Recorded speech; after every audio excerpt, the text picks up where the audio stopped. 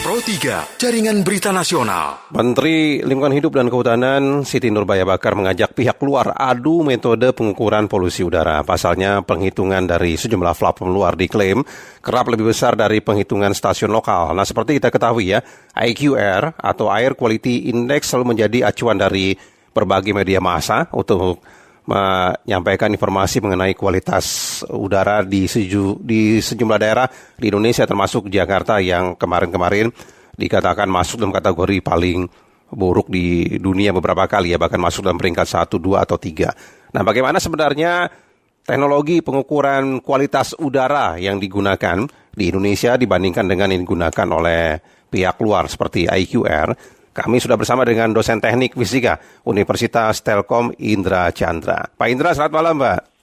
Selamat malam, Pak. Ya, nanti pendengar juga bisa bergabung bersama kita, silakan ya. Kalau ingin berkomentar di 021 352 3172 atau di 021 386 2375 atau di 021 384 4545. Pak Indra, sebenarnya kalau mengenai pengukuran kualitas udara ya, yang dimiliki oleh Indonesia yang kadang-kadang kita suka lihat kan papan-papannya ada itu di berbagai daerah begitu ya, papan pengukuran kualitas udara dibandingkan dengan yang digunakan pihak luar seperti IQR yang selalu digunakan media sebagai berita kualitas udara begitu. Itu bedanya apa, Pak?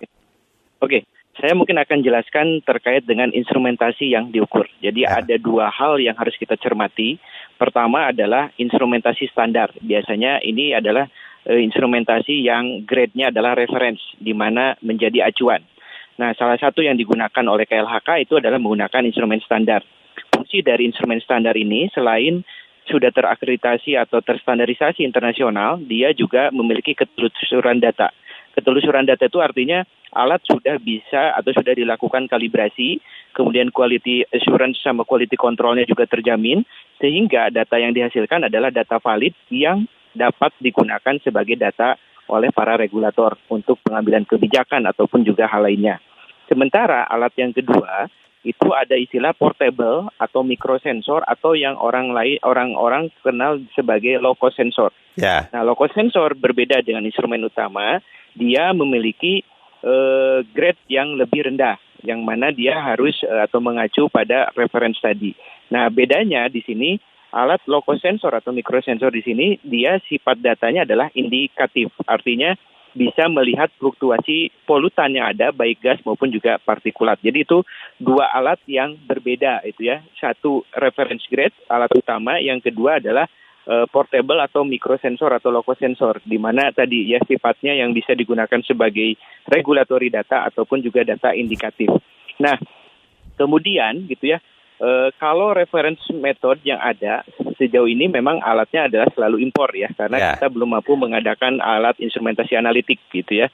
Sementara yang portable atau mikrosensor itu beberapa sudah bisa dikembangkan di dalam negeri, walaupun belum terlalu masif ya, masih didominasi oleh portable komersil dari luar negeri gitu ya.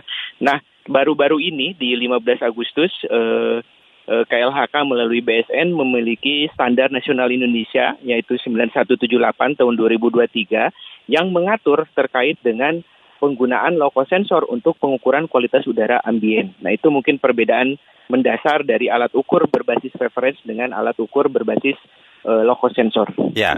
Nah, jadi kalau yang digunakan oleh alat-alat yang ditunjukkan datanya oleh papan kualitas udara di berbagai daerah, alat yang mana yang digunakan itu?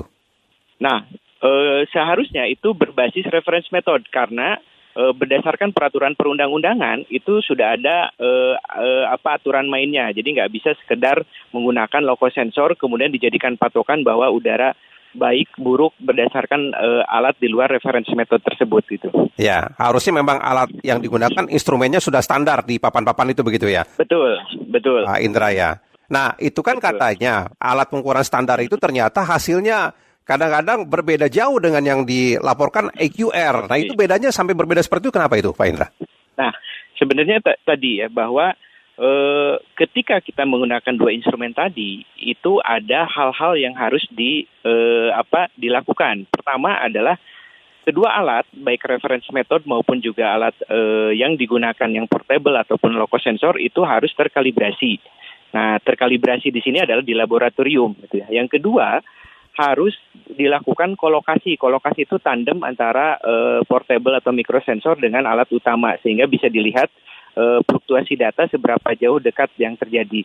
Nah, perbedaan yang mendasar adalah ketika alat baik kedua alat itu digunakan tapi tidak terpelihara dengan baik, bisa jadi alat referensinya bermasalah, bisa jadi alat portable atau mikrosensor yang digunakan dia terpengaruhi oleh seperti temperatur, kelembaban, ataupun juga cross section dengan polutan lainnya. Nah, ini yang mungkin terjadi ketika proses pengukuran berlangsung gitu. Ya, nah ini kan kalau dari pengukuran IQR, kita kan beberapa kali sejumlah daerah masuk dalam kategori dengan kualitas udara terburuk di dunia, begitu ya, Pak Indra ya. Betul. Sementara Bu Menteri mengatakan kalau dari pengukuran lokal yang ada di berbagai daerah, ya itu masih dalam kategori moderat kualitas udara, jadi lebih akurat mana sebenarnya begitu, Pak? Ya, mungkin bisa dikatakan seperti ini. Pertama, kita berbicara data. Dan yang kedua, kita berbicara baku mutu. Nah, misalkan kita ambil partikulat PM2,5, partikel berukuran 2,5 mikro. Kalau kita ambil baik sehat buruknya, itu harus berdasarkan standar internasional, di mana data yang terukur itu adalah data rata-rata per 24 jam. Ya, misalnya gini, vendor tertentu atau di IQR tadi mengeluarkan data per jam. Nah, kalau itu tidak akan apple to apple jika dibandingkan dengan, ini melebihi standar baku mutu WHO, misalkan per harinya itu adalah 25 mikrogram per meter kubik. Padahal data yang ditampilkan adalah data per 1 jam. Nah, seharusnya data yang dibandingkan itu adalah data rata-rata per 24 jamnya. Alih-alih dia mengklaim data hari ini atau jam ini itu lebih buruk berdasarkan standar. Ini yang ada kadang salah kaprah. Kadang ada yang juga membandingkan dengan data rata-rata per tahun. Nah, per tahun sendiri kan lebih rendah lagi standarnya. Nah, lebih tinggi lagi standarnya sehingga itu menjadi semacam kok jauh berbeda ya ukuran yang ada. Yang satu mengklaim moderat, ya, yang satu mengklaim buruk sekali gitu. Nah, ini ada satu hal yang sebenarnya ingin saya sampaikan, itu adalah bagaimana pemerintah ataupun juga para stakeholder lainnya itu bisa saling bekerja sama untuk membandingkan data satu dengan data yang lainnya. Tanpa itu, maka akan ada klaim sepihak. Walaupun tadi ya, bahwa data yang bisa dijadikan acuan itu data yang regulatory menggunakan reference method. Itu acuan utamanya itu seperti itu. Ya, tapi data yang bisa dipegang masyarakat, Pak, kan kalau IQR di situsnya kan kalau kita refresh setiap jam kan berubah itu kan, datanya setiap jam. Nah, kalau yang di papan itu kan kita nggak tahu apakah itu data setiap jam atau bagaimana begitu. Jadi bisa dijadikan patokan masyarakat yang lebih akurat yang mana kalau begitu? Betul. Secara teknis, tetap alat yang berbasis reference method itu adalah acuan utama. Karena IQR dan lain sebagainya yang tidak berbasis reference method, saya tidak mengatakan IQR itu alatnya tidak reference method ya, tetapi ketika alat yang digunakan tidak reference method, itu hanya mengindikasikan baik buruknya kualitas udara, bukan nilai yang sebenarnya. Jadi yang harus diacu adalah data yang berbasis reference method. Dan sebaiknya memang dan apalagi teknologi saat ini yang tadinya digunakan di papan-papan agar orang lain bisa mengetahui, itu juga bisa diakses melalui website. Nah, ini yang PR besar agar data itu bisa dilihat oleh semua pihak dan bisa dipantau dan bisa dibandingkan sehingga orang-orang yang katakanlah melakukan pengukuran menggunakan alat non-reference, dia juga bisa melihat sejauh mana alat itu cukup capable untuk bisa mengukur polutan di udara ambien tersebut. Ya, artinya yang benar itu yang digunakan pemerintah atau pemerintah daerah begitu ya, Pak? Betul, selama bahwa pemerintah daerah benar-benar bisa memelihara dan benar-benar bisa menampilkan data. Kadang ada beberapa, di sini ada, tetapi datanya tidak bisa ditampilkan. Nah, ini juga PR besar sebenarnya bagi pemerintah gitu. Itu. Nah, ini kan harusnya kan pemerintah menyampaikan kepada media, jangan sampai media akhirnya menggunakan IQR begitu, Pak Indra. Betul. Jadi ini juga PR besar bahwa satu ketersediaan alat ukur berbasis reference method itu sangat mahal. Tidak semua daerah seperti Jakarta mempunyai anggaran untuk bisa membeli alat tersebut. Nah, memang solusinya itu menggunakan alat yang non-reference berbasis local sensor tersebut. Hanya saja ini baru launching ya standar nasional Indonesianya dan mungkin perlu sosialisasi lebih lanjut. Tetapi tadi ya bahwa alat non-reference itu hanya bisa dijadikan sebagai indikatif, tidak bisa sebagai regulatory data untuk proses-proses hukum, proses-proses lawsuit, dan lain sebagainya. Gitu. Ya, artinya kalau Bu Menteri mengklaim dan membantah laporan AQR bahwa kita pernah menduduki kualitas udara terburuk di dunia beberapa daerah itu ya wajar, karena Bu Menteri berpegang pada alat yang digunakan yang sesuai dengan standar nasional begitu ya Pak Indra ya? Di satu sisi iya, di sisi yang lain fakta bahwa udara kotor itu tidak bisa dipungkiri. Nah ini juga PR besar gitu ya. Jadi nggak bisa, menurut alat kami seperti ini nggak bisa. Karena tadi keterwakilan alat ukur di berbagai daerah di wilayah Indonesia itu perlu diperbanyak. Ya, apakah juga dipelihara atau tidak begitu ya Pak Indra ya? Nah itu, jadi perlu ada pemeliharaan dan lain sebagainya. Nah, jadi kalau menurut Pak Indra ya, alat-alat ukur seperti ini sebenarnya gunanya bagi masyarakat itu apa? Oke, pertama bahwa masyarakat berhak mengetahui kualitas udara di lingkup daerah masing-masing itu baik, buruk, dan tidaknya. Ya, seperti di luar negeri, ketika misalkan datang udara kotor, ya akibat regional udara angin, gitu ya, kemudian masuk ke daerah tertentu, itu ada semacam early warning system. Jadi ada semacam mohon melalui SMS dan WA dan pesan WA berantai lainnya itu mohon masyarakat untuk menggunakan masker. Nah itu wajib itu ya karena tadi dampak dari polusi udara itu sangat signifikan ya terutama yang tidak disadari itu adalah dampak jangka panjang. Kalau dampak jangka pendeknya misalkan ISPA dan lain sebagainya ya.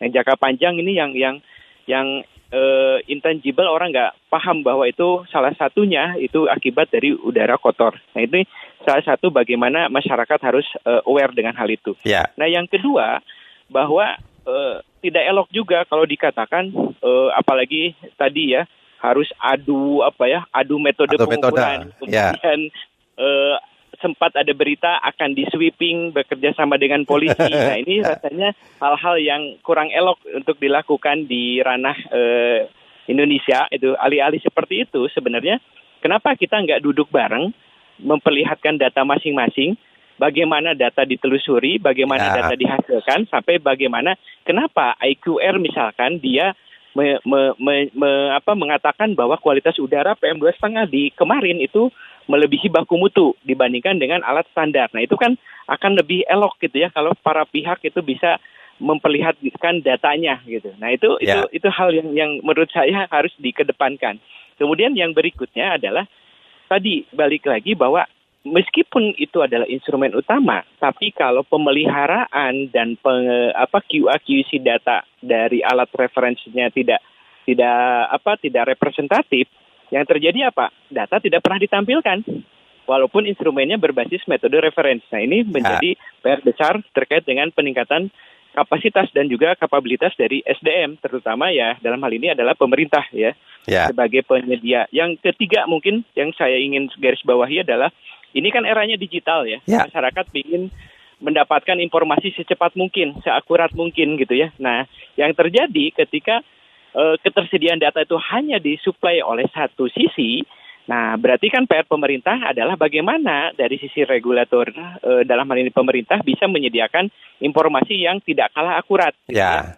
Yang bisa diakses oleh semua pihak sehingga bisa mengetahui baik buruknya kualitas udara di dalam ruangan gitu ya. Nah ini yang ini ya. Terakhir mungkin kembali bahwa instrumen-instrumen yang digunakan baik yang reference dan juga mungkin yang low cost sensor itu semua komersil dari luar negeri. Nah ini kalau kita menyangkut misalkan kandungan komponen dalam negeri, nah ini juga menjadi PR berikutnya yang harus diadres. Baik kalau begitu Pak Indra. Pak Indra terima kasih banyak sudah bersama kami malam hari ini. Sama-sama. Selamat malam Pak Indra Chandra. Selamat malam. Dosen Teknik Fisika Universitas Telkom Indra Chandra ya mengenai tantangan dari Menteri KLHK Siti Nurbaya Bakar untuk adu metode ukur polusi udara antara milik Indonesia atau lokal dengan versus luar negeri seperti IQR.